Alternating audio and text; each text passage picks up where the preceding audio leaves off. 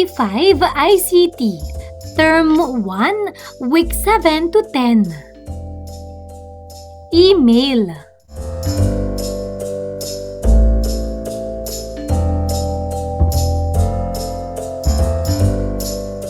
Revise K-12 curriculum with me, Teacher KMT. Magandang araw mga bata! Ngayon ay pag-aaralan natin ang tungkol sa email.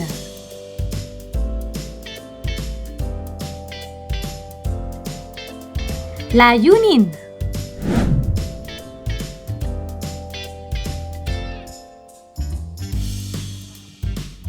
Kaugnay na paksa bilang isa. Pagpapadala ng mensahe gamit ang email sa ligtas at responsableng pamamaraan. Maikling balik-aral. Panuto. Basahin ang bawat tanong at sagutin ito gamit ang 1 hanggang 2 pangusap. Una, nakasubok ka na bang gumamit ng email? Kung oo, para saan mo ito ginagamit?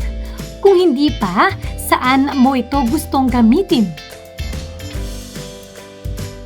Opo, ginamit ko ito sa pagpapadala ng aking takdang aralin.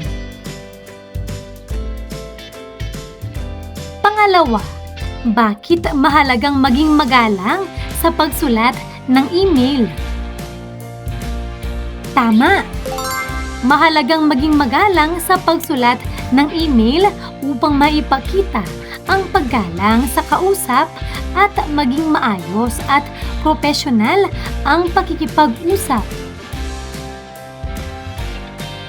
Pangatlo, bilang isang responsableng mag-aaral, paano mo gagamitin ang email ng ligtas at maayos? Mahusay! Gagamitin ko ang email ng may pag-iingat, magalang at hindi ako magpapadala ng maling impormasyon o mensahe. Ang email na nanggaling sa salitang electronic mail ay ang pagpapalitan ng mga mensaheng nakaimbak sa computer mula sa isang user patungo sa isa o higit pang mga tatanggap sa pamamagitan ng internet. Email interface. Sa paggawa ng isang email na mensahe, maaari mong isipin ang taong pinadalhan mo nito at kung ano ang iyong sasabihin. Gayunpaman, ang isang epektibong email ay may mas maraming elemento kaysa sa ilang mga ito. I-double check ang mga bahaging ito bago ipadala sa iyong susunod na email. Una, subject line. Tungkol saan ang email? Ang isang magandang linya ng paksa ay nagbubuod sa email at ginagawa itong sapat na mahalaga para mabuksan ng mambabasa. Pangalawa, sender. Ang email address ng taong nagpadala ng mensahe ay lilitaw dito. Karamihan sa mga serbisyo ng email ay nagpapakita ng pangalan ng tao bago ang kanilang email address para mas madaling makilala sila. Kapag pinindot mo ang tugon, mapupunta lang ang iyong email sa taong ito. Pangatlo, recipient. Kung natatanggap mo ang mensahe, malamang na hindi lalabas dito ang iyong email address. Sa halip, maaari kang makakita ng mga salitang tulad ng "to me".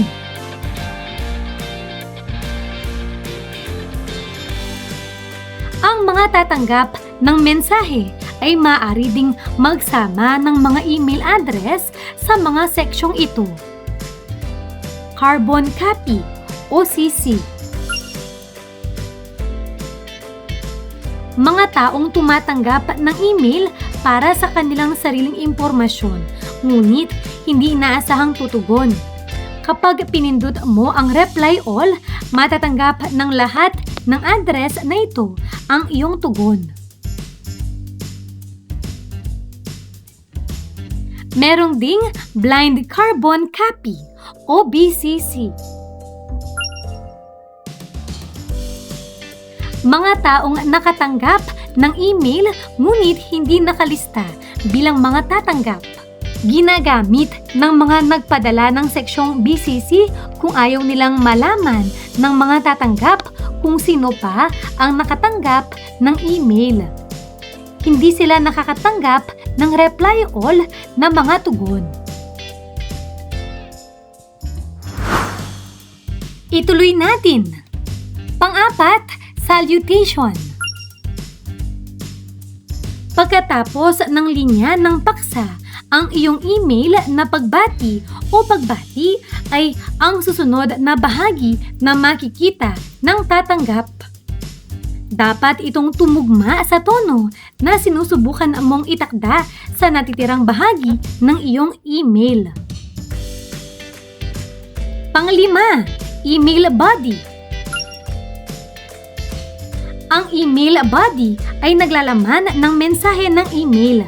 Ang mga mabisang email ay pinapanatiling maikli ang nilalaman ng body at nagdaragdag ng mas malawak na impormasyon sa mga attachment. Para sa mga formal na email gaya ng mga mensahe sa isang tagapag-empleyo o mga email sa iyong guro, pinakamahusay na iwasan ang mga karaniwang pagdadaglat ng email. Pang-anim, closing. Ito ay ginagamit upang magparamdam ng magalang na pagtatapos ng liham. Ang pagsasara na pipiliin mo ay dapat tumugma sa tono ng natitirang bahagi ng email. Kasama sa mga formal na pagsasara ang taos-puso at salamat. Pang-pito, signature. Maaring mag-sign off ang mga friendly letter gamit ang pangalan ng nagpadala. Ngunit maraming mga email account sa negosyo ang may mga seksyon na lagda na kinabibilangan ng posisyon ng nagpadala, kumpanya at maging logo ng kumpanya. Ang mga pinalawig na lagda na ito ay nakakatulong kapag nakikipag-ugnayan sa mga kliyente o empleyado mula sa ibang mga kumpanya. Pangwalo, attachments. Ang isang email ay maaaring may kasamang attachment na nagbibigay ng higit pang impormasyon. Ang attachment ay maaaring isang dokumento para sa pagsusuri, isang larawan na ibabahagi o anumang iba pang uri ng file.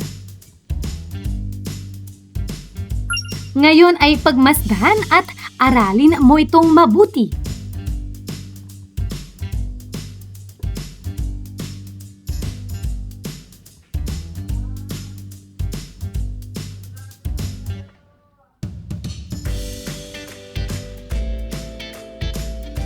Pagbubuo at pagtanggap ng mga email. Magsimulang magsulat ng email sa isang tao gamit ang compose icon. Attaching files. Ang video na nasa link ay maaaring panoorin sa klase upang mas makita at maintindihan ang bawat hakbang.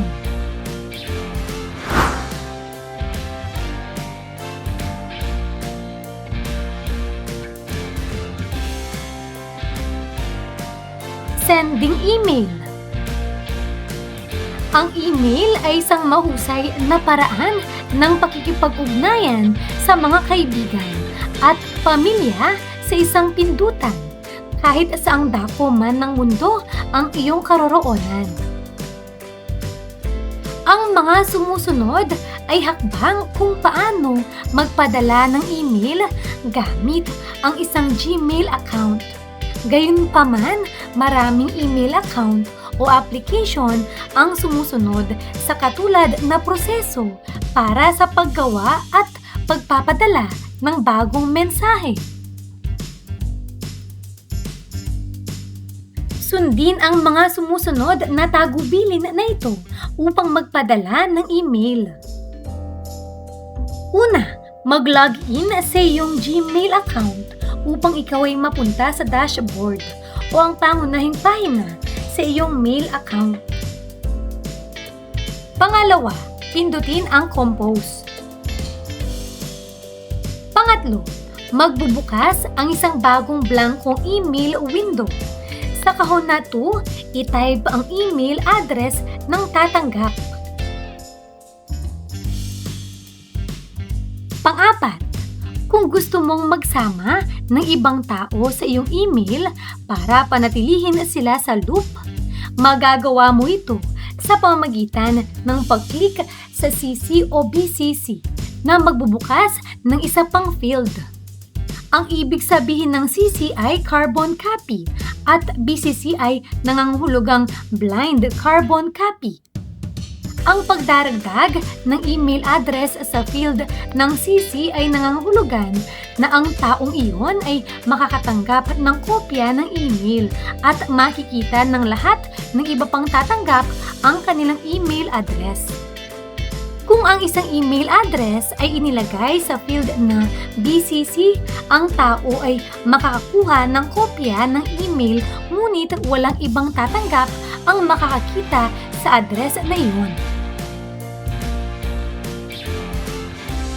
Kung nagpapadala ka ng parehong email sa maraming iba't ibang tao, magandang ideya na ilagay ang lahat ng email address sa field na BCC upang panatilihing kumpidensyal ang iyong mailing list. Sa ganoong paraan, walang pagkakataon na maaari itong mahulog sa mga kamay ng isang spammer o hacker. Pang-5, binibigyang daan ka ng field ng paksa na bigyan ang tatanggap ng ideya ng paksa ng iyong email, tulad ng isang heading. Hindi mo kailangan maglagay ng anuman sa kahon ng paksa, ngunit makakatulong ito kapag tumitingin at pagbubukod-bukod ng email. Pang-6, maaring ma-format ang text ng email sa katulad na paraan sa text sa isang Word na dokumento. Maaari mong baguhin ang estilo ng font, kulay at laki gamit ang mga icon sa pag-format. Maaari ka ring lumikha ng mga bullet point at suriin ang spelling ng iyong email. Piliin ang iyong pag-format mula sa menu na ipinapakita. Pang-7, i-type ang iyong mensahe sa main body field ng iyong email. Pang-8, i-click ang blue button na send sa ibaba ng window ng email. Pang-9, ang email na iyong ipinadala ay maiimbak na ngayon sa folder na sent mail sa iyong Gmail dashboard. Pagtanggap ng email. Ang iyong mga email ay ipinapakita ng magkakasunod sa iyong inbox kasama ang mga pinakabagong email na natanggap sa itaas. Ipinapakita sa iyo na nakabold na numero sa tabi ng iyong inbox ang bilang ng mga hindi pa nababasang email sa iyong inbox. Gawain. Paano to? Isulat ang tamang bahagi ng email na inilalarawan.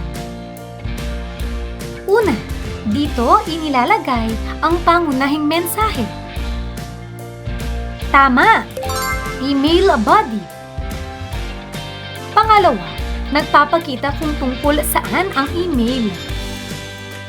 Magaling! Subject line. Pangatlo, dito inilalagay ang email address ng tatanggap. Mahusay! Ang recipient o ang to. Pang-apat, ito ay file na idinadagdag sa email. Tama! Attachment. Pang-lima, magalang na pagtatapos ng email. Napakagaling! Closing. Pagsusulit. Multiple choice. Basahin at unawain ang bawat pahayag. Piliin ang tamang sagot at isulat ito sa iyong sagutang papel. Una, ano ang ibig sabihin ng email? A. Electronic mail. B. Easy mail. C. Express mail. D. Extra mail. Ano ang tamang sagot?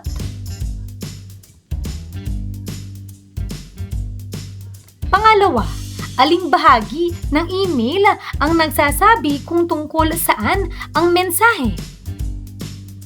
A. Signature. B. Subject line. C. Attachment. D. Sender.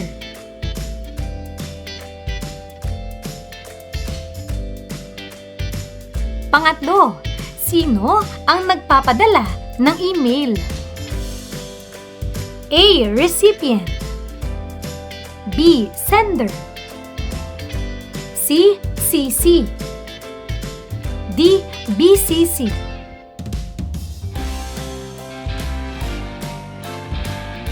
Pang-apat, saang bahagi inilalagay ang email address ng tatanggap? A. To. B. Subject. C. Signature. D. Closing.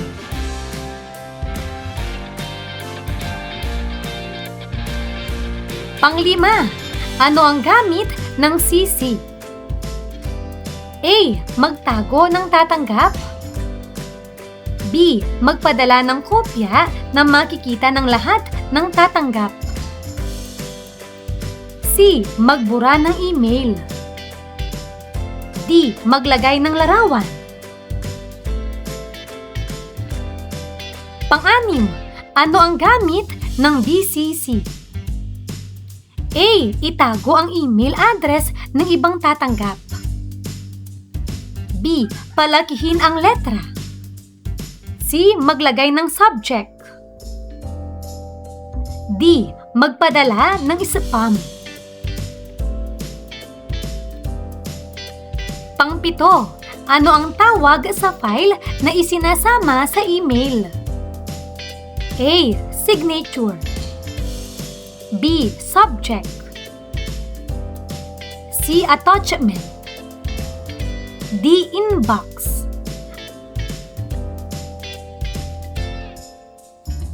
Pangwalo, ano ang dapat pindutin upang makagawa ng bagong email? A. Delete. B. Compose. C. Reply. D. Refresh.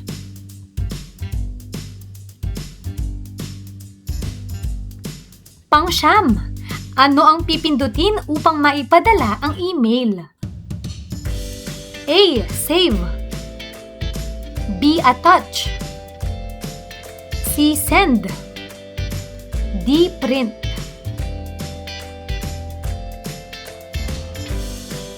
Pang-sampu, saan makikita ang mga bagong natanggap na email? A. Drafts. B. Trash. C. Inbox. D. Sent mail.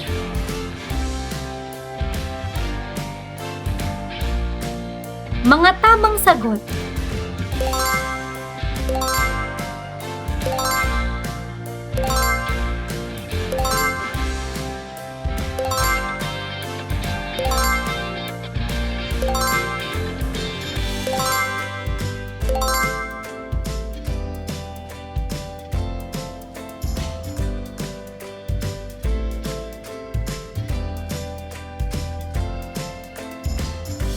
Mahusay mga bata!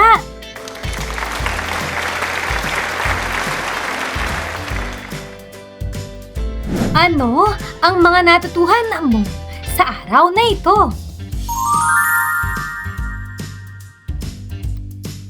Ngayong araw na ito, natutuhan ko ang tungkol sa pagpapadala ng mensahe gamit ang email sa ligtas at responsableng pamamaraan.